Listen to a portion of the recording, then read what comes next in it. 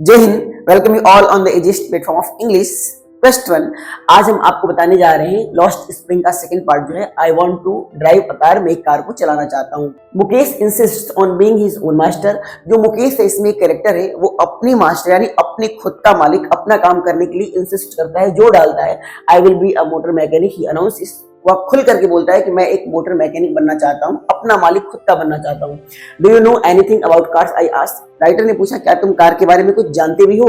I will learn to drive a car. मैं एक car को चलाना लर्न कर लूंगा, सीख लूंगा। He answered looking straight into my eyes. सीधा सीधा मेरी आंखों में देखते हुए पूरे गट्स के साथ कहता है कि मैं एक कार चलाना सीख जाऊंगा। His dreams looms like a mirage. उसकी जो ड्रीम्स है ना, वो लुम्स का मतलब होता है अस्पष्ट दिखाई देना, अनक्लियर दिखाई देना। यानी कि उसके सपने अनक्लियर से दिखाई देते हैं, धूमिल दिखाई देते हैं। Like a mirage amidst the dust of street that fills town Firozabad famous for its bangles. कह रहा है ना कि उसके जो सपने हैं वो मिराज के जैसे, मृग तृष्णा के जैसे दिखाई देते हैं। मतलब आप मिराज समझ रहे होंगे, दूर से ही पानी जैसा दिखाई देता है रोड पे गर्मी के दिनों में, और आप जब पास जाते हो तो वहां पे कुछ नहीं रहता है। ऐसे रेगिस्तानों में हिरण वहां पे जाते हैं पानी की तलाश में, नहीं मिलता है, फिर दौड़ते दौड़ते अपना जान छोड़ देते हैं, मर जाते हैं। कह रहा है कि एक मृग तृष्णा के रूप में उसके सपने दिखाई देते हैं। कहां पर, किसके बीच में? डस्ट ऑफ स्ट्रीट, उन धूल भरे गलियों में। That fills town Firozabad famous for its bangle. कह रहा है ये जो धूल धक्कड़ ये गलियां जो फिरोजाबाद के टाउन को भरते हैं, मतलब उसके अंदर हैं, उस टाउन के अंदर इसका ये सपना धूमिल सा दिखाई देता है। और ये जो फिरोजाबाद है ना, ये बहुत ज्यादा फेमस है अपने बैंगल्स बनाने के लिए, चूड़ियों का निर्माण करने के लिए लोग बड़े फेमस है, वहां चूड़ियां बहुत ज्यादा बनती हैं। Every other family in Firozabad is engaged in making bangles. हर एक फैमिली जो फिरोजाबाद में है ना, वो बैंगल्स को बनाने में व्यस्त है, यानी वही काम उनका है, वो करते हैं। It is a centre of India's glass blowing industry. यह भारत का एक सेंटर ऐसा है जहां पर ग्लास ब्लोइंग किया जाता है, यानी एक ऐसी इंडस्ट्री यहां पर है जहां पर ग्लास को बहुत ज्यादा पिघलाया जाता है। Where families have spent generations, जहां पर कई सारे परिवारों ने बिता रखा है अपने जनरेशन को, मतलब जहां पर पीढ़ी दर पीढ़ी यही काम होता है, अपने सारे समय को वो लोग इसी काम में बिताते हैं। क्या करते हैं? वर्किंग अराउंड फर्नेसेस, काम करते हैं भट्टियों के चारों तरफ, भट्टी के चारों तरफ काम करते हैं। वेल्डिंग ग्लास, ग्लास को वेल्डिंग करते हैं यानी जोड़ते हैं। बैंगल्स को बनाते हैं। For all women in the land it seems, ऐसा लगता है ना इस धरती की जितनी औरतें हैं उन सबके लिए जो बैंगल मेकिंग का काम होता है वो फिरोजाबाद में ही होता है, वो एक ऐसी जगह है। कह रहा है Mukesh family is among them, Mukesh की फैमिली उन्हीं में से एक है। नन ऑफ देम नोज, कोई नहीं जानता है उसमें से, that it is illegal for children like him, कि छोटे बच्चों जैसे जैसे मुकेश है उस तरह के बच्चों के लिए ये क्या है? इलीगल है इस तरह का काम करवाना। कह रहा है कि to work in the glass furnaces with high temperature, यानी उन बच्चों के लिए, छोटे छोटे बच्चे हैं उन बच्चों के लिए फर्नेसेस के चारों तरफ बैठना और हाई टेम्परेचर पे बैठना, बैंगल मेकिंग करना, ये गलत है, इलीगल है। उनमें से कोई नहीं जानता, इसलिए नहीं जानता कि कोई पढ़ा लिखा नहीं है वहां पे। कह रहा है कि इन डिंगी शेल्स, उन छोटे छोटे, डिंगी का मतलब एकदम नैरो, उन छोटे छोटे गंदे शेल्स घर को कहा गया है, बहुत छोटे घर को शेल कहा गया है। कह रहा है कि उन छोटे छोटे घरों में विदाउट एयर एंड लाइट, जहां पर ना तो हवा है ना तो लाइट है, दैट द लॉ, अगर जो लॉ है ना, इस चीज को जरा ध्यान से समझना। कह रहा है कि एक ऐसे घर में वो लोग रहते हैं ना जहां पर ना तो लाइट जाती है ना तो एयर जाता है, लेकिन एक और बात कहा जा रहा है कि अगर जो लॉ है, जो कानून है, इन्फोर्स कर दिया जाए ना, तो ये कानून could get him and all, यानी मुकेश को भी उससे बाहर निकाल सकता है, एंड ऑल दो 20,000 चिल्ड्रेन आउट, लगभग 20,000 बच्चों को ये नियम वहां से निकाल सकता है। The hot furnaces where they slog, उन गरम गरम भट्टियों से निकाल सकता है, उन भट्टियों के सामने से उनको हटा सकता है जहां पर वो बहुत कठिन मेहनत करते हैं, अपने डे लाइट को बिता देते हैं, पूरा दिन खत्म कर देते हैं काम करते हुए। Often losing their brightness of their eyes, और अक्सर वो अपनी आंखों की ज्योति को खो देते हैं। कह रहा है कि जो नियम है ना, इन बच्चों के खिलाफ जो नियम है, अगर वहां पर इन्फोर्स कर दिया जाए तो लगभग 20,000 बच्चे बाहर हो जाएंगे इस काम से। और वो बच्चे जो ग्लास फर्नेसेस के सामने काम करते हैं हाई टेम्परेचर पे, और अक्सर अपने आई साइट को खो देते हैं, आंखों की ज्योति उनकी चली जाती है, ऐसे बच्चों को वहां से निकाला जा सकता है, बट कोई नियम वहां पर लागू नहीं किया जाता है। कह रहा है Mukesh eyes beam as he volunteers to take me home. कह रहा है मुकेश की आंखें चमक उठती हैं खुशी से जब वो स्वयं मुझे लेकर के जाता है अपने घर, which he proudly says it is being rebuild, जिस घर को वो बड़े प्राउड के साथ कहता है ना कि इसे रिबिल्ड किया जा रहा है, इसकी मरम्मत की जा रही है। We walk down stinking lanes, कह रहा है कि हम लोग जाते हैं टहलते हुए स्टिंकिंग लेंस से, मतलब जिसमें से महक आ रही है, सिड़न की गंदी महक आ रही है, उन गलियों से होकर के, चॉक्ड विथ गार्बेज, जो भरी पड़ी हैं गंदगी से, गार्बेज से, पास्ट होम्स, पुराने पुराने वहां पर होम्स दिखाई देते हैं, दैट रिमेन हॉवेल्स, जो झोपड़ी के रूप में पड़े हुए हैं, हॉवेल्स के रूप में पड़े हुए हैं, खराब हो चुके हैं, विथ क्रम्बलिंग वॉल्स, जिनकी दीवारें टूट चुकी हैं, भद्दी हो गई हैं, ऑबली डोर्स, भद्दे भद्दे वहां पर दरवाजे दिखाई दे रहे हैं, मतलब जो आधे टूटे पड़े हैं और भद्दे पड़े हैं वैसे डोर्स दिखाई दे रहे हैं वहां पर। कह रहा है नो विंडोज, कोई विंडो भी नहीं है घर में, crowded with families of humans, जो खचाखच भरा हुआ है घर फैमिली से, ह्यूमन के मानव की फैमिली से भरा हुआ है, एंड एनिमल्स, और उसी में जानवर भी रहते हैं, को एग्जिस्टिंग, एक साथ एग्जिस्ट करते हैं, अ प्रिमिवल स्टेट, जैसे आदि मानव रहा करते थे, आदि मानव की स्टेट जो थी, अवस्था जो थी, उस तरीके से वहां के लोग और जानवर एक ही घर में को एग्जिस्ट करते हैं, आपस में साथ में रहते हैं। कह रहा है he stops at the door of one such house, इसी तरह के घर के एक डोर पे वो रुक जाता है, बैंक्स अ ऑब्लिक आयरन डोर, और धक्का मारता है एक लोहे के दरवाजे पर अपने पैरों से, एंड पुशेस इट ओपन, और इसे धक्का देकर के क्या करता है, खोल देता है। अब इससे ये पता चलता है कि वो पढ़ा लिखा नहीं है, तो उसे खुद नहीं पता है कि दरवाजे को कैसे खोला जाता है, इसलिए धम की आवाज करके और पैरों से मार करके उस दरवाजे को खोल देता है। आगे कह रहा है कि we enter a half built shape, हम लोग एक ऐसी कुटिया में जाते हैं ना जो हाफ बिल्ट है, मतलब आधी अधूरी बनी हुई है, अभी पूरी बनी भी नहीं हुई है। In one part of it, इसके एक पार्ट में, हैच्ड विथ डेड ग्रास, जड़ा हुआ है, यानी सूखा हुआ घास जड़ा हुआ है, जो आप छप्पर देखते हो ना, वो कह रहा है कि इसके एक साइड में जो छप्पर बनाया गया है वो किसी घास फूस से बनाया गया है, और कह रहा है इज अ फायरवुड स्टोव, वहीं पर एक फायरवुड स्टोव है, लकड़ी से जलने वाला चूल्हा है वहां पर, और कह रहा है over which sits a large vessel, जिसके ऊपर रखा हुआ है बड़ा सा एक वेसल, पात्र रखा हुआ है, ऑफ सिजलिंग स्पाइनच लीव, जिसमें क्या हो रहा है, उबल रहा है स्पाइनच लीव, यानी जो आपका साग होता है जिसे पालक का साग कहते हैं, उसका पत्ता वहां पे उबल रहा है ऑन द ग्राउंड, और जमीन पर ना इन लार्ज एल्यूमिनियम प्लेटर्स, एक बड़ा सा एल्यूमिनियम का प्लेटर माने परात होता है, बड़ा वाला एक परात रखा हुआ है, आर मोर चॉप्ड वेजिटेबल्स, उसमें बहुत सारी कटी सब्जियां रखी हुई हैं, अ फ्रेल यंग वीमेन, एक बहुत ही दुबली पतली, एकदम पतली यंग वीमेन है, कम उम्र की एक औरत है, is cooking the evening meal for the whole family, पूरे फैमिली के लिए खाना बना रही है। देखो वहां की सिचुएशन को बयान किया गया है, आप चाहो तो इसे पास्ट में भी पढ़ सकते हो, खाना बना रही थी, हम लोग गए थे, ऐसे ही पढ़ सकते हो। यानी कि वहां पर पूरे फैमिली के लिए वो खाना बना रही है, through eyes filled with smoke she smiles, हालांकि उसकी आंखें ना धुएं से भर गई हैं, लेकिन उसी में वो स्माइल करती है, उसकी आंखें धुएं से भर जाती हैं, लेकिन फिर भी वो स्माइल करती है। सी इज द वाइफ, वो वाइफ है किसकी, वो मुकेश के बड़े भाई की वाइफ है, जैसे इसमें आगे लिखा हुआ है, मुकेश के बड़े भाई की वो पत्नी है, not much older in years, साल में बहुत बड़ी नहीं है, मतलब उम्र में बहुत ज्यादा बड़ी नहीं है। She has begun to command respect, उसने रिस्पेक्ट करना शुरू कर दिया है, रिस्पेक्ट का कमांड, रिस्पेक्ट की जो जिम्मेदारी होती है ना वो उसको मिल चुकी है। एज द बहू, जैसे बहुएं करती है, यानी वो एक बहू है और बहू के रूप में उतने कम उम्र में सबका रिस्पेक्ट करना शुरू कर दिया है। The daughter in law of the house, घर की डॉटर इन लॉ है, घर की पतोहू है, यानी बहू है। कह रहा है कि already in charge of 3 men, 3 लोगों का चार्ज उसके ऊपर है, 3 लोगों की जिम्मेदारी उसके ऊपर है खाना बनाने की। क्या क्या, her husband, Mukesh and their father. कह रहा है कि मुकेश का अपना और मुकेश के बड़े भाई का, 3 का जिम्मेदारी उसने ले रखा है। When the older man enters, जब ओल्डर मैन एंटर करता है, मतलब मुकेश के फादर जब एंटर करते हैं घर में ना, she gently withdraws behind the broken walls, वो धीरे से चुपचाप से ना छुपा लेती है अपने आप को ब्रोकन वॉल्स के पीछे, यानी टूटी हुई दीवारों के पीछे छुप जाती है। कह रहा है कि and brings her veil closer to her face, और अपने घूंघट को ना क्लोज कर लेती है, खींच लेती है अपने फेस से नीचे तक, यानी फेस को ढक लेती है घूंघट निकाल करके, एज कस्टम डिमांड्स, जैसा वहां का कस्टम डिमांड करता है, जैसे वहां का रीति रिवाज है उसके अकॉर्डिंग जब कोई बड़ा आता है तो वो अपने घूंघट को नीचे खींच लेती है, अपने सर को ढक लेती है।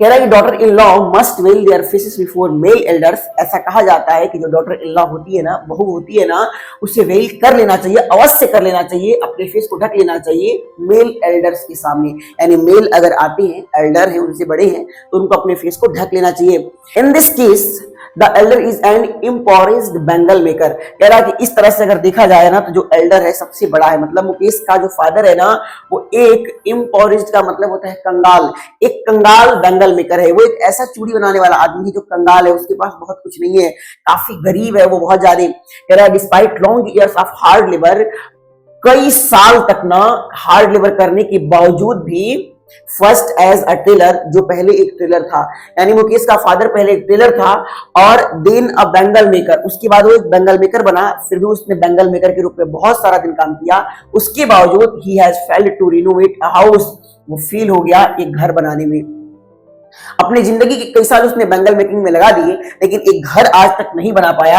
कह रहा है कि send his two sons to school, अपने 2 बच्चों को स्कूल नहीं भेज पाया, उसमें भी वो असफल रहा, फेल रहा।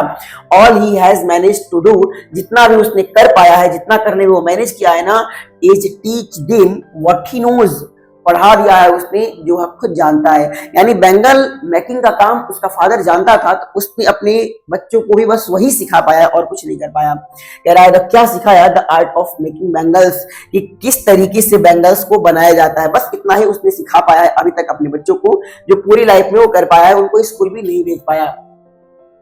कह रहा है कि it is his karma his destiny, she is Mukesh grandmother. Mukesh की ग्रैंडमदर क्या कहती हैं, यह इसका कर्म है, उसका भाग्य है, ये मुकेश की ग्रैंडमदर कहती हैं। माने मुकेश की ग्रैंडमदर ये कहती है कि यही इसका भाग्य है, जो इसके भाग्य में लिखा था उसे मिला है, यही इसका कर्म है, हिंदी में लिखा हुआ है। who has watched her own husband go blind with the dust from polishing the glass of bangles। कह रहा है वो एक ऐसी औरत है ना जिन्होंने देखा है अपने हस्बैंड को अंधा होते हुए इस डस्ट से पॉलिश करते हुए, मतलब पॉलिश करते हुए जो डस्ट निकलती है बैंगल्स को, उसकी वजह से उन्होंने अंधा होते हुए देखा है अपने पति को। यानी अभी आपको बताया कि वो आई साइट को खो देते हैं, जो चूड़ियों को हम पॉलिश करते हैं तो उससे जो धूल उड़ती है वो इसके आंख में पड़ करके ना और क्या कर दिया इसको, यानी ब्लाइंड कर दिया, और इसको ब्लाइंड होते हुए इसकी दादी ने भी देखा हुआ है। एक बात कहती है, दादी कहती हैं, can a God given lineage ever be broken, क्या एक भगवान के द्वारा दी हुई जो चीज है, लाइनेज है यानी खानदान है, या फिर एक जो परंपरा है उसे तोड़ा जा सकता है। वो कहती हैं कि भगवान ने जिस तरह हमको जन्म दिया है उस परंपरा को हम तोड़ नहीं सकते हैं। मुझे लगता है कि हम जिसमें पैदा हुए हैं उसी में मर जाएंगे, तो क्या इसे तोड़ा जा सकता है? नहीं तोड़ा जा सकता है, वो कहती हैं। यानी हमारा जो भाग्य है उसमें परिवर्तन नहीं किया जा सकता। सी इम्प्लाइज, वो धीरे से बोलती हैं, कह रहा है कि born in the caste of bangle makers they have seen nothing but bangles. Bangle makers की कास्ट में पैदा होकर के उन लोगों ने बैंगल्स के अलावा कुछ देखा ही नहीं आज तक। जो भी किया, जो भी देखा, वो बैंगल्स के बारे में देखा है, बैंगल्स के बारे में जाना है और कुछ नहीं। In the house, in the yard, in every other house, every other yard, कह रहा है घरों में, आंगन में, दूसरे घर में भी और दूसरे आंगन में भी, गलियों में फिरोजाबाद के, यानी फिरोजाबाद की हर एक गली, हर एक आंगन में पैदा होने वाले लोगों ने बैंगल्स के अलावा कुछ नहीं देखा है, क्योंकि वहां पर सिर्फ यही काम किया जाता है। कह रहा है कि स्पाइरल्स ऑफ बैंगल्स, छल्लों में बैंगल्स दिखाई देते हैं, यानी एक एक साथ कई बंडल बंडल छल्ले में दिखाई देते हैं आपके बैंगल्स, जो सनी गोल्ड कलर के होते हैं, पैडी ग्रीन कलर के होते हैं, रॉयल ब्लू कलर के होते हैं, pink, purple, every colour born out of the 7 colours of the rainbow. यानी एक इंद्रधनुष में जो 7 कलर होते हैं, उन 7 कलर से निकलने वाले हर एक कलर, उससे बनने वाले हर एक कलर की चूड़ियां यहाँ पर दिखाई देती हैं स्पाइरल्स में, जो हर एक घर में, हर एक गलियों में आपको मिलती हैं। कह रहा है कि लाई इन माउंट्स इन अनकेम्प्ट यार्ड्स, कह रहा है कि एक यार्ड्स में बिखरी हुई चूड़ियां माउंट्स के रूप में दिखाई देती हैं, टीले के रूप में चूड़ियों को वहां पर रखा जाता है अनकेम्प्ट यार्ड्स में, यानी एक ऐसा यार्ड जहां पर बिखरा करके चीजों को रखा जाता है, ऐसे ही फेंक दिया जाता है, वहां पर रखा जाता है। आर पाइल्ड ऑन 4 व्हील्ड, कह रहा है कि कुछ चूड़ियां ना पाइल्ड होती है, मतलब ढेर लगा के रख दी जाती है 4 चक्के वाली एक ऐसी गाड़ी पर जो हैंड गार्ड्स होती है, हाथ से चलाई जाती है। आपने ठेला देखा है ना, कह रहा है कुछ ऐसे 4 चक्कों वाली गाड़ियों पर जो हाथ से चलाई जाती है, उस पर भी चूड़ियां रखी जाती हैं। Pushed by young man along the narrow lanes, जो धक्का दी जाती हैं यंग मैन की तरह, मतलब यंग मैन उसको ठेल करके ले जाता है उन छोटी छोटी, उन नैरोड गलियों से, यानी सकरी सकरी गलियों से, ऑफ द शैंटी टाउन, उस गंदे टाउन के। सैंटी माने भद्दा, गंदा, जहां से स्मेल आ रहा हो। एक यंग मैन उस ठेले को धक्का दे करके उन छोटी छोटी पतली पतली गलियों के अंदर, उस गंदे टाउन के अंदर उसको घुमाता है, ऐसा आपको बताया जा रहा है। एंड इन डार्क हंटमेंट्स, और उन अंधकारपूर्ण छोटी छोटी हंटवेंट्स यानी झुग्गी झोपड़ियों के अंदर next to lines of flame, हर एक लाइन में flames of flickering oil lamps दिखाई देता है। मतलब जो पहले ऑयल लैंप जलता था मिट्टी के तेल वाला, उसकी जो फ्लेम्स है वो फ्लिकर करके जलती है, ऐसा दिखाई देता है। टिमटिमाते हुए जलती है, बहुत कम जलती है, ऐसा हर एक लाइन में दिखाई देता है। कह रहा है कि उसके सामने ना 6 boys and girls with their fathers and mothers, उसके सामने गर्ल्स और बॉयज बैठते हैं अपने मदर्स और फादर्स के साथ, और क्या करते हैं बैठ करके, welding pieces of coloured glass, जोड़ते हैं अलग अलग टुकड़े को जो कलर्ड ग्लास की है, यानी अलग अलग रंगों की चूड़ियां वो बनाते हैं। इनटू सर्किल ऑफ बैंगल्स, यानी उस गोल गोल चूड़ियों को, यानी जो अलग अलग टुकड़े हैं उनको जोड़कर एक सर्किल बनाते हैं अलग अलग कलर से अपने मम्मी पापा के सामने बैठ करके, उन झुग्गी झोपड़ियों में जो डार्क दिखाई देती है, और ऑयल लैंप की फ्लिकर करती हुई फ्लेम उसमें दिखाई देती है। Their eyes are more adjusted to the dark than to the light outside, ये राइट, उनकी जो आंखें हैं ना वो बहुत अच्छे तरीके से एडजस्ट कर चुकी हैं डार्कनेस को, than to the light outside, यानी बाहर की जो लाइट होती है, घर से बाहर की जो लाइट होती है उसकी अपेक्षा डार्कनेस को ही बड़े अच्छे से एडजस्ट कर लिया है इनकी आंखों ने, उनकी आंखों ने डार्कनेस को मान रखा है। That is why they often end up losing their eyesight before they become adult, यही कारण है ना कि वो अक्सर एंड कर देते हैं, खो देते हैं अपने आई साइट को, आंखों की रोशनी को, जब तक वो बड़े हो जाएं, यानी एडल्ट होने से पहले ही वो अपनी आंखों की ज्योति को खो देते हैं। Savita, a young girl in a drab pink dress, sits alongside an elderly woman soldering pieces of glass, कह रहा है कि सविता एक छोटी लड़की है जो गंदे कलर के पिंक ड्रेस में बैठी हुई है, कहां पर, एक एल्डरली विमेन के बगल में, एक बूढ़ी औरत है उनके बगल में, वो सविता बैठी हुई है, सोल्डर कर रही है, मतलब जोड़ रही है पीसेस ऑफ ग्लास को, as her hand move mechanically like the tongs of machine, हालांकि उसके हाथ ना एकदम मशीन के जैसे, मशीन के चिमटा यानी मशीन के हाथ जैसे चलते हैं, जैसे रोबोटिक वे में उसके हाथ चलते हैं, इतने अच्छे चलते हैं। अब यहाँ पे राइटर का क्या सोचना है, I wonder if she knows the sensitivity of the bangles she helps make, writer ने कहा है कि काश वो जान पाती, क्या वो ये जानती है कि क्या सेंसिटिव है, क्या पवित्रता है जिस बैंगल को बनाने में वो मदद कर रही है, यानी जिस बैंगल को बना रही है उसका महत्व क्या है मानव के लिए, काश उसको पता होता। जैसे आपने देखा है कि जिनके पास स्टेशनरी होती है ना, वो लोग कॉपी किताब के ढेर पे ही पैर रख के चढ़ जाते हैं, उनको कोई दिक्कत नहीं होता है, लेकिन वही कॉपी एक स्टूडेंट खरीदता है तो उसको प्रणाम करता है, देवता जैसे पूजता है उसको। वही कह रहा है कि ये छल्लों में बनाते हैं बहुत ज्यादा चोरियों को, इनको उसका महत्व नहीं पता है, काश वो ये बात समझ पाती कि इस जो बैंगल वो बना रही है उसका क्या महत्व है, उसको ये बात जानना चाहिए।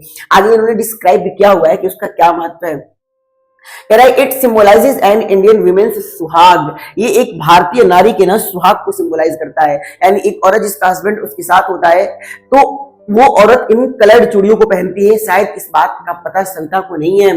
कह रहा है ऑस्पिशियसनेस इन मैरिज, जो बड़ी ही शुद्धता, बड़ी ही पवित्रता की चीज होती है, बड़ी ही शुभ चीज होती है शादी विवाह में, it will dawn on her suddenly one day when her head is draped with a red veil, her hands dyed red with henna and red bangles rolled onto her wrist, कह रहा है कि ये जो चीज है ना, it will dawn on her suddenly, अचानक से एक दिन उसके ऊपर भी गिरेगी, यानी ये जो शादी वाला मैटर है कि बैंगल्स पहनना पड़ता है और सुहाग वाली जो बात है वो एक दिन इसके ऊपर भी आएगी अचानक से, जिस दिन ना उसका हेड ढक दिया जाएगा लाल कलर के घूंघट से, यानी लाल कलर की साड़ी उसको पहना करके उसको घूंघट दे दिया जाएगा। एक दिन उसके साथ भी होगा, उसके हाथ जो है ना वो रंग दिए जाएंगे, रेड कर दिए जाएंगे, हीना माने मेहंदी से, मेहंदी से उसके हाथों को रंग दिया जाएगा, and red bangles rolled on to her wrist, और यही वाली लाल लाल जो चूड़ियां है ना वो पहना दी जाएंगी उसकी कलाइयों पे। इन चूड़ियों को जिनको वो बनाती है, फेंकती है, तोड़ती है ना, यही चूड़ियां एक दिन उसकी कलाई पर आकर के उसकी सुहाग को डिनोट करना शुरू कर देंगी। She will then become a bride, तब वो एक दुल्हन बन जाएगी, like the old women beside her who became one many years ago, कह रहा है ठीक उसी old women की तरह बन जाएगी जिसके बगल में वो बैठी है, और कह रहा है who became one many years ago, जो बहुत साल पहले भी एक बनी थी, मतलब एक ब्राइड बनी थी। जो एल्डरली विमेन बगल में बैठी हुई है उसी तरह का हाल इस सविता का भी थोड़े दिन बाद होगा, जब इसके ऊपर भी ये चीज आएगी, जब इसका सर लाल कलर की वेल से ढक दिया जाएगा, घूंघट से ढक दिया जाएगा, और वही बैंगल जो ये बना रही है उसकी कलाइयों पे लगा दी जाएंगी, और उसी औरत का रूप ये भी ले लेगी जो कई साल पहले ब्राइड बनी थी, यानी दुल्हन बनी थी वो औरत। आज उसका वो हाल है कि वो इस अवस्था में वहां पर बैठी हुई है। She still has bangles on her wrist, आज भी वो जो बूढ़ी औरत है ना उसकी कलाई पे बैंगल्स दिखाई दे रहे हैं जिसको उसने बहुत साल पहले पहना था और एक ब्राइड बनी हुई थी। कह रहा है but no light in her eyes, लेकिन बैंगल्स तो उसके हाथ में लगे हुए हैं लेकिन उसकी आंखों में रोशनी नहीं है। बहुत साल पहले ही उसने खो दिया है अपनी आंखों की ज्योति को। और कहती है एक वक्त शेर भर खाना भी नहीं खाया, मतलब वो कहती है कि मैंने अपनी लाइफ में कभी शेर भर माने पेट भर, कभी पेट भर खाना मुझे नहीं मिला। She says in a voice drained of joy, एक ऐसी वॉइस में कहती है ना जिसमें से खींच लिया गया है जॉय माने खुशी को, यानी खुशी भरे शब्दों में नहीं कहती है, ऐसी शब्द में कहती है जिसमें से खुशियां छीन ली गई है, खत्म कर दी गई है, मतलब दुख भरे वॉइस में कहती है। कहता है she has not enjoyed even one full meal in her entire lifetime, अपनी पूरी लाइफ टाइम में ना, पूरी लाइफ में उसने कभी भी भरपेट खाना नहीं खाया है, फुल मील नहीं खाया है। That's what she has reaped, और यही उसको मिला है अपनी जिंदगी में। रीप माने काटना होता है, फसल काटना। कह रहा है कि उसने अपनी जिंदगी में यही पाया है कि कभी भरपेट खाना भी नहीं खाई। Her husband an old man with a flowing beard sees, उसके जो हस्बैंड है ना उनकी उड़ती हुई दाढ़ी है, काफी एल्डरली वो भी हैं, बहुत ज्यादा बूढ़े हो गए। कहते हैं क्या कहते हैं, I know nothing except bangles, मैं बैंगल्स के अलावा कुछ जानता नहीं हूँ। All I have done is make a house for the family to live in, जो कुछ मैं अपनी पूरी लाइफ में किया हूँ एक घर बना दिया हूँ रहने के लिए अपने फैमिली को। हियरिंग हिम, उनकी बातों को सुन करके, यानी उस बूढ़े आदमी की बातों को सुन करके उसने घर बना लिया है। One wonders if he has achieved what many have failed in their life time, हर लोग आश्चर्य करते हैं कि जो उसने अचीव किया है, जो काम उसने कर दिया है ना, बहुत सारे लोग फेल हो जाते हैं अपने पूरी लाइफ टाइम में करने के लिए। फिरोजाबाद में बहुत सारे लोग ऐसे हैं जो पूरी लाइफ टाइम काम करते हैं लेकिन एक घर नहीं बना पाते अपने फैमिली के लिए। मैंने इतना बड़ा काम अपने घर के लिए, अपने फैमिली के लिए कर दिया है। He has a roof over his head, यानी उनके सर के ऊपर छत है। इस बात को सुन के बड़े लोग आश्चर्यचकित हो जाते हैं। The cry of not having money to do anything except carry on the business of making bangles, कह रहा है कि जो इनकी चीख है ना कि ये लोग गरीब हैं, पैसा इनके पास नहीं है और ये कुछ और कर भी नहीं सकते किसके अलावा, कैरी ऑन करने की, यानी बिजनेस जो मैकिंग बैंगल का है, यानी चूड़ियों को बनाने का जो बिजनेस है, इसको कैरी ऑन करने के अलावा ये कुछ कर भी नहीं सकते। और इनकी जो पुकार है कि हमारे पास पैसा नहीं है, हमारे पास कुछ नहीं है, ये उसी में रह जाती है, यानी इसके अलावा कुछ नहीं कर पाते हैं। ये बस ये रोते रहते हैं, ये कहते रहते हैं कि हमारे पास कुछ नहीं है और ये कुछ कर भी नहीं सकते सिवाय किसकी, चूड़ियों को बनाने के। Not even enough to eat, कुछ खाने को भी नहीं है इनके घर में, पर्याप्त खाने को भी नहीं है इनके घर में। रिंग्स इन एवरी होम, यही बात सारे घरों में घूमती है, यानी हर घर के लोग यही पुकार करते हैं कि हमारे पास कुछ नहीं है, इवन भरपेट खाना खाने को भी नहीं है, लेकिन हम कुछ और कर भी नहीं सकते हैं सिवाय किसकी, चूड़ियों को बनाने के अलावा। कह रहा है कि द यंग मैन इको, यानी जो यंग मैन है ना वो इको करते हैं, पुकार करते हैं, यानी रोते हैं। The lament of their elders, lament का मतलब होता है विलाप करना, जो इनके एल्डर्स विलाप करते थे, जो रोना इनके एल्डर्स रोया करते थे ना, उन्हीं का रोना ये भी रोते हैं। मतलब इनके एल्डर्स भी यही कहते कहते चले गए और आज ये लोग भी यही कहते हैं कि हमारे घर में कुछ नहीं है।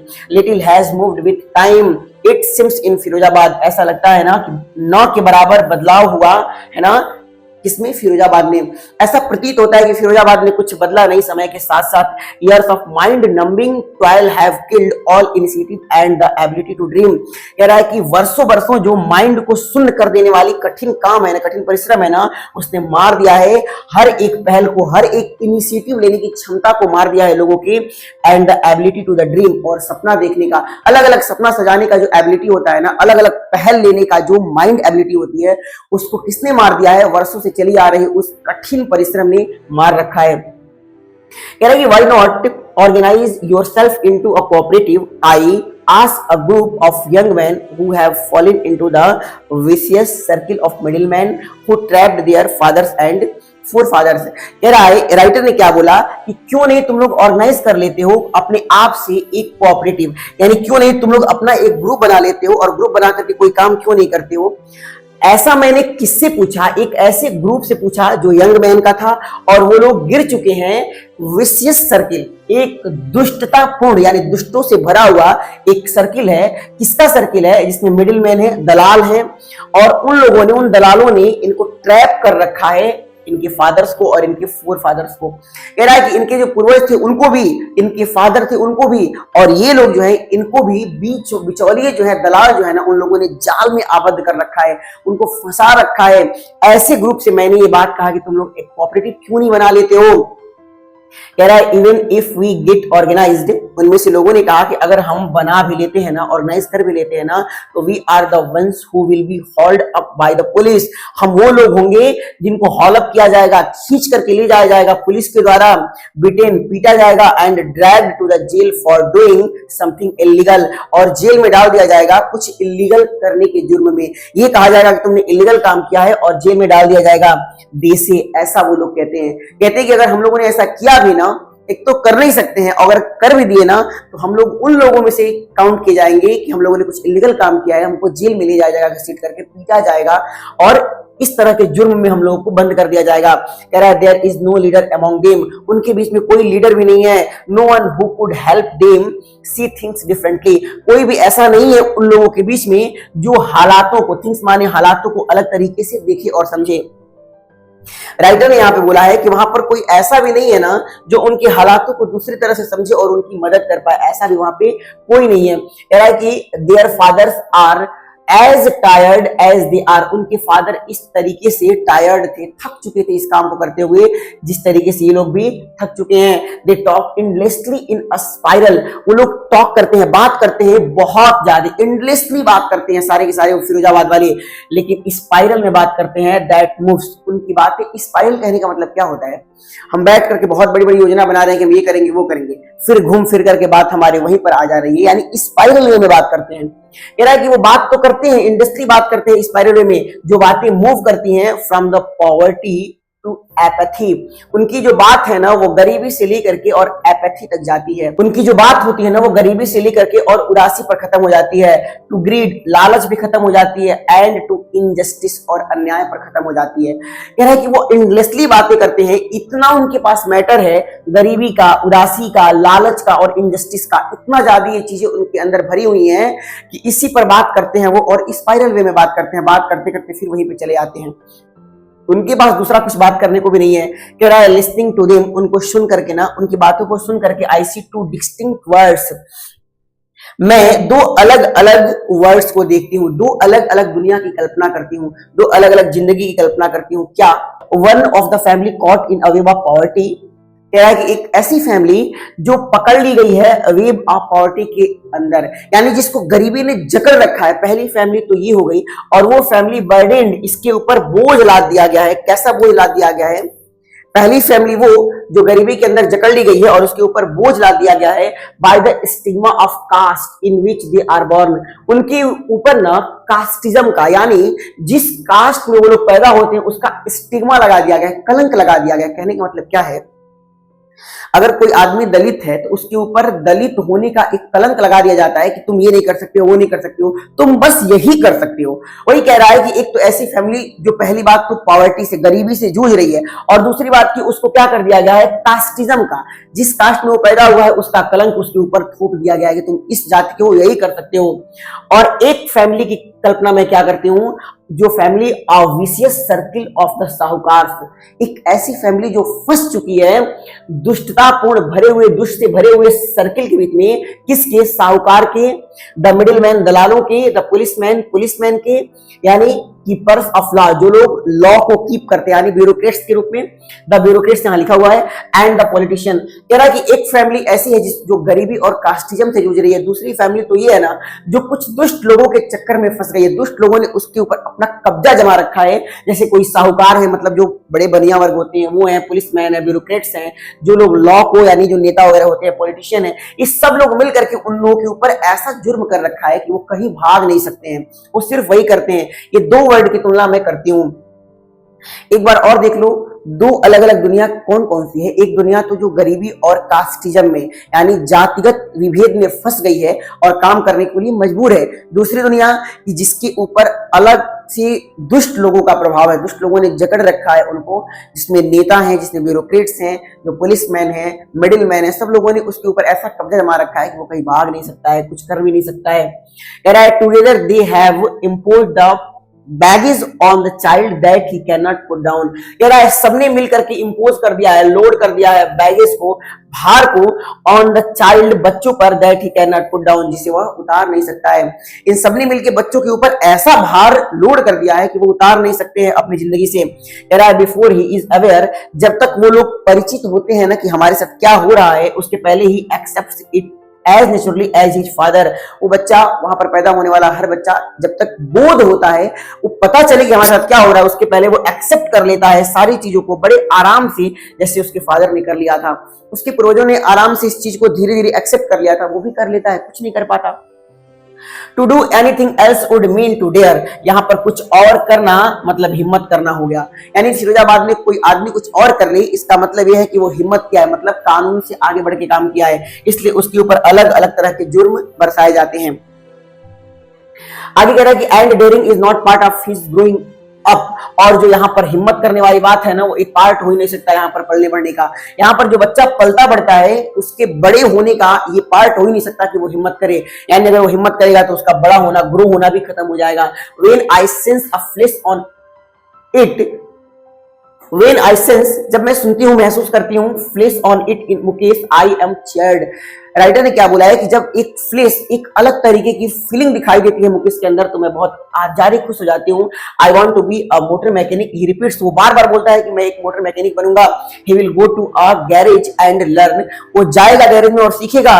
But the garage is a long way from his home, लेकिन जो गैरेज है वो बहुत दूर है इसके घर से। आई विल वॉक, मैं पैदल जाकर के सीखूंगा। ही इंसिस्ट, वो जोर डालता है। उतनी बड़ी एक ट्राइबल स्टेट में भी एक ऐसा लड़का है मुकेश जो अपना मालिक बनना चाहता है। लेकिन आगे ही राइटर ने एक बात कहा है ना, देखो मुकेश बेशक सपना देखता है कि मैं ये काम करूंगा, लेकिन सही बात तो यही है कि जब वो कोई और काम करने जाएगा ना, जितने ब्यूरोक्रेट्स हैं, जितने पॉलिटिशियंस हैं, जितने पुलिसमैन हैं, मिडिल मैन हैं, वो उसको दबा देंगे और वो काम करने नहीं देंगे। अभी तो वो खुश बेशक है, लेकिन जब वो करने जाएगा तो दिक्कत उसके सामने आ सकती है या फिर आएगी। कह रहा है कि do you also dream of flying a plane, मैंने पूछा, यानी राइटर ने पूछा, क्या तुम एक सपना देखते हो उड़ाने का प्लेन को। कह रहा है कि ही इज सडनली साइलेंट, चुप हो जाता है अचानक से वो। जब मैंने पूछा कि क्या तुम एक सपना देखते हो जिसमें तुम एक फ्लाइट को उड़ा रहे हो, तो वो चुप हो जाता है, कहता है नहीं।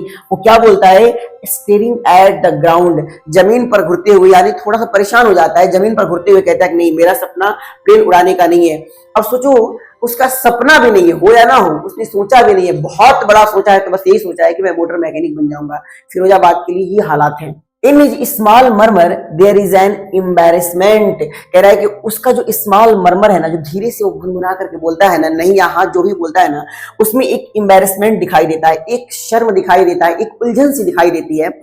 ये ऐसी उलझन है जिसमें इसका सपना भी छुपा हुआ है।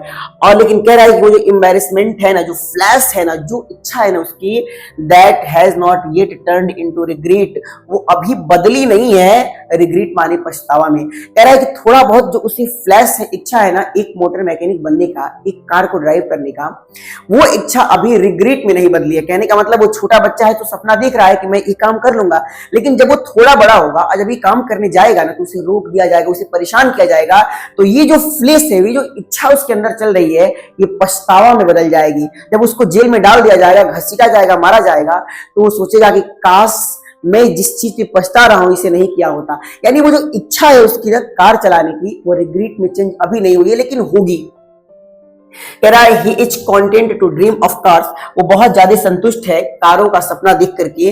That he sees hurtling down the street of his town, जिनको वो देखता है आते जाते हर्टलिंग करते हुए अपने गलियों में, अपने टाउन के, अपने शहर की गलियों में बड़े बड़े लोगों के कार को आते जाते दिखता है। उसके सपने को सजा करके ही वो बड़ा संतुष्ट नजर आता है, कॉन्टेंट नजर आता है। कह रहा है few aeroplanes fly over Firozabad, न के बराबर प्लेन्स उड़ती है फिरोजाबाद में। फिरोजाबाद में तो प्लेन उड़ती ही नहीं, उन लोगों ने देखा भी नहीं है कभी भी। तो इस तरीके से लेसन यहाँ पे एंड होता है, और ये लेसन ये बताता है कि जो गरीब लोग हैं, जो लाचार लोग हैं, उनसे काम निकालवाने के लिए, अपने पैसे को और ब्रॉड बनाने के लिए बड़े लोग जो होते हैं वो किस तरीके का जुर्म करते हैं उनके ऊपर, वो सपना देखते हैं और सपना उनका खत्म हो जाता है। हालांकि ये कहानी पहले की है, मे बी फिरोजाबाद आज डेवलप कर गया हो, लेकिन उसके बारे में हमको उतना जानकारी नहीं है, आप समझ सकते हो, जाकर के देख सकते हो। तो आज की वीडियो में इतना ही। जय हिंद, जय भारत।